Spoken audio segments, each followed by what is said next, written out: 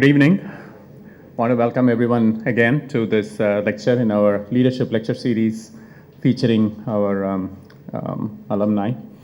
The speaker today is Santhanam, who is the MD of Saint-Gobain Glass India and also the Deputy Chairman CII Southern Region, soon to take over as Chairman, I'm sure.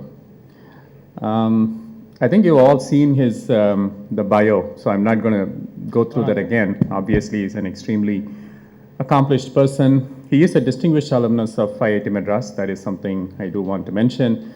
Out of the close to 40,000 people that have graduated from IIT Madras, we still have less than 100 people that have been given the Distinguished Alumnus Award. So it is a special honor. My association, close association with Santhanam dates back to 2006 when I got pulled into the Pan IIT 2008 meet here on campus as the program committee co-chair. And for the next 2 years, we had some very, very intense sessions and a lot of fun things that happened. It was a great experience. And I think the Pan IIT 2008 event is testimony to Santhanam's organizational skills and also just interpersonal skills. You know, just keeping all these high ego alumni in line is a special talent, and he was able to do that to a great extent. So no wonder that Pan IIT alumni meet remains the most successful ever in terms of attendance. Of course, the program was the strongest ever and hasn't been equal since. Santhanam continues to be a great friend to IIT Madras. He has served on the board of IIT Madras Research Park and continues to do so, I believe, right? You're still on the board? Yeah. Apparently he's going to direct Saint-Gobain's, $40 billion investment in India in the coming years. I don't know if that number is right. So I'm certain that he'll be directing a majority of that to IIT Madras and IIT Madras Research Park. So, of course, that is the main reason we invited him. You know, we want to make sure. No, but seriously, he's a fantastic talker, and I'm sure you'll enjoy his lecture. So, thank you.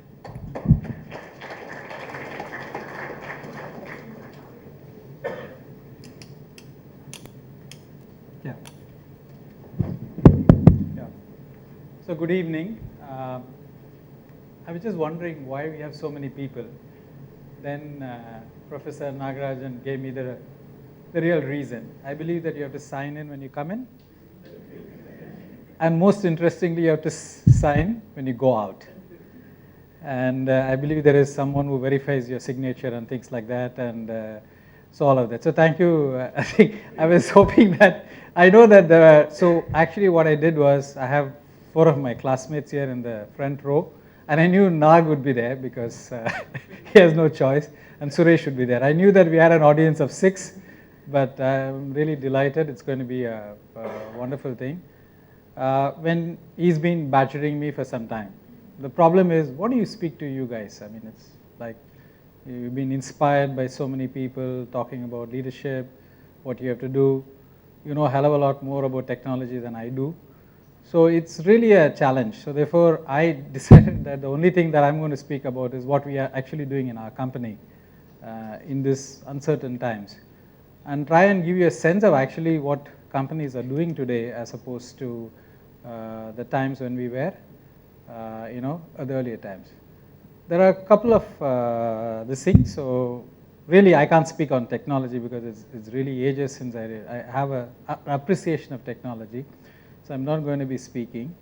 And I also looked at my All India rank was a single 2-digit if you take the logarithm of that, okay? Okay. So therefore, I'm not going to take the chances of trying to talk technology to a group of people who probably know it all. And you guys know a lot, and it's a really connected world. So I'm going to speak a little bit about how we are looking at this whole thing and what kind of strategies that companies follow in this.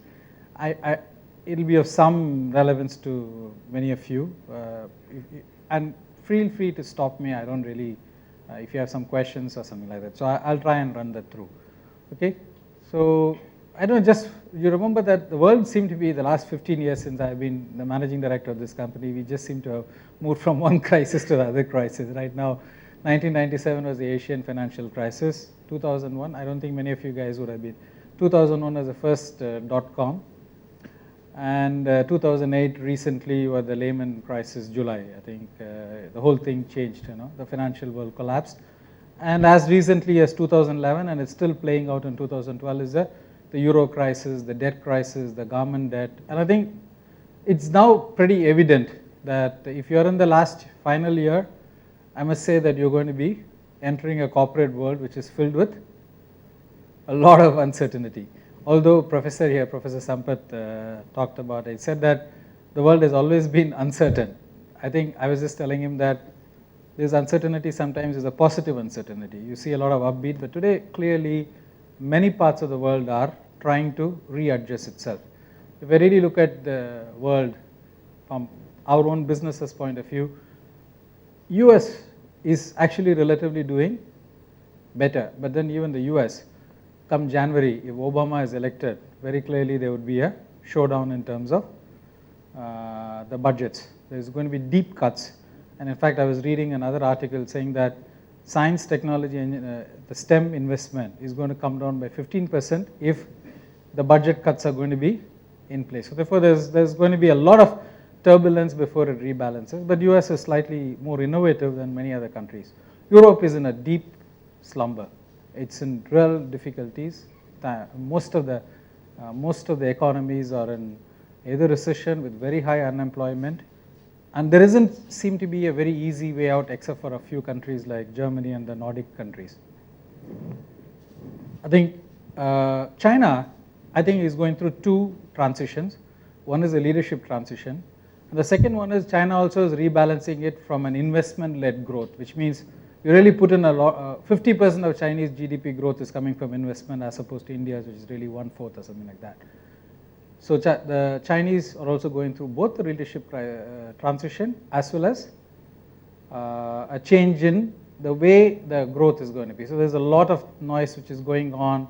How long will it go? But just bear in mind, China, people have been talking about this for the last 30 years, people have been saying that the Chinese growth is going to slow down. So one day they will get it right. Maybe, I don't know whether it's now or maybe 20 years later, but that's really the thing. And closer home in India, you know all the contradictions that we are going to go through. I do hope that whenever there is a phase transition, right?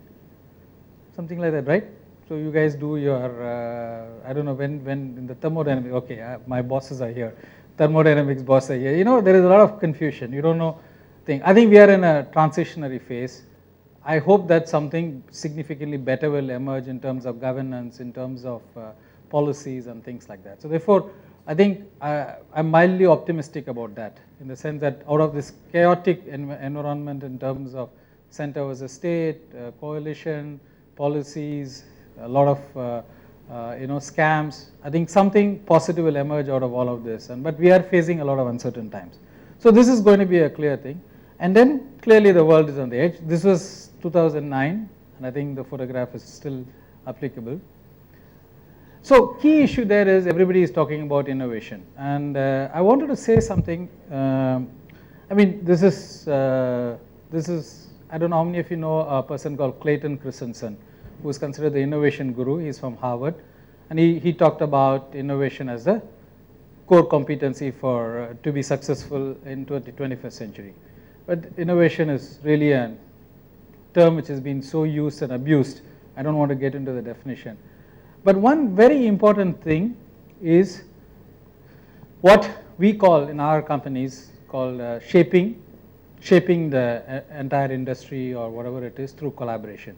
And I want to emphasize this because in 2003 or 4, I don't remember, I think 2004, when I was conferred this distinguished alumnus, and I fortunately those days we couldn't get crowds. I had 25 of my classmates who were bribed that they will get this tea and 2 samosas. And you know, tea and 2 samosas, IITians always come, even if they are 55 years old. So this is a guaranteed to get. I don't know why. So I think they all came. And I actually said that what did I learn from IIT? I said being competitive. So, Professor Anand, many of you would have had the privilege of either working with him or having studied during his directorship. I think a visionary leader. At the end of it, he patted and said, look, you don't compete. You compete with yourself, and it's not that. So therefore, it set my mind to think.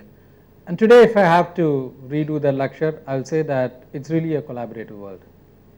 It's a competitive world in some sense, but I don't think competition, being just ultra competitive, can't get you beyond a point. And I think it's very, very clear that while you learn to be very competitive in your work, Excel, all of that, I think today we are discovering that you reach a certain size and a scale, and after that is really collaboration and how do you really develop the ecosystem. So therefore, I'm going to speak some of this. It looks slightly management jargon, but I think it has some relevant sense. So therefore, some of you from the management school here would probably appreciate it more directly, but still it's very relevant. Okay.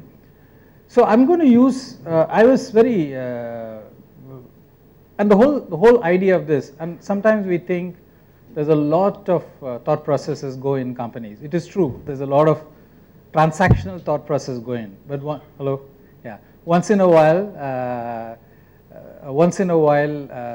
you actually do some real work. Sometime around 2008, and this was just after the problem in after the problem of the financial crisis, Lehman crisis, and expected, we realized, and I think it was very evident that it's going to be a difficult world, and the level of uncertainty has gone up. And if you recall, in that period, 2008, you had all the books which are very famous, or the Black Swan. You heard that the Black Swan by Taleb, or I forgot his name, and who wrote about extremely low probability events which have great impact. The event that we saw in financial crisis, as well as the one that we are seeing, are all very low probability events, but which have very large consequences. And if I'm not mistaken, one of the Fields Medal won by, I think, one of the Indians, I forgot his name. I think he is from New York. I think he also won this not Fields Medal, the medal for the mathematics. He won this particular thing for this work on really low probability events that change dramatically. So therefore, this is one of the things. So in this period, so we're just really looking around, and we actually happen to be reading a very nice article, and one of the, every Harvard Business Review will have 50 articles, say one will be useful. So it was one of those lucky ones, chance ones, and I was going through it. It was actually written by the former director of Palo Alto Research Center. For those of you who were not born when Palo Alto Research Center was 1968, I think that was the fount of innovation in the world. Almost everything that you see in PC, in many parts of the web, graphical user interfaces, the mouse was invented at Palo Alto Research Center. So the person John C. Brown, and he was the first director of that, and was responsible for many, he was like a thought innovator, so he was responsible for many things. So he wrote a very nice article.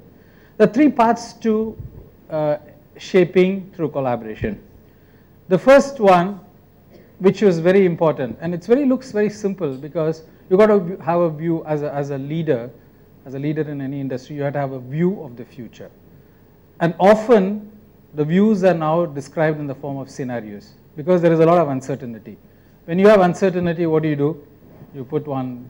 You have all the possible scenarios that can come. It's actually a very nice analytical exercise, and you assign certain amount of probabilities to it.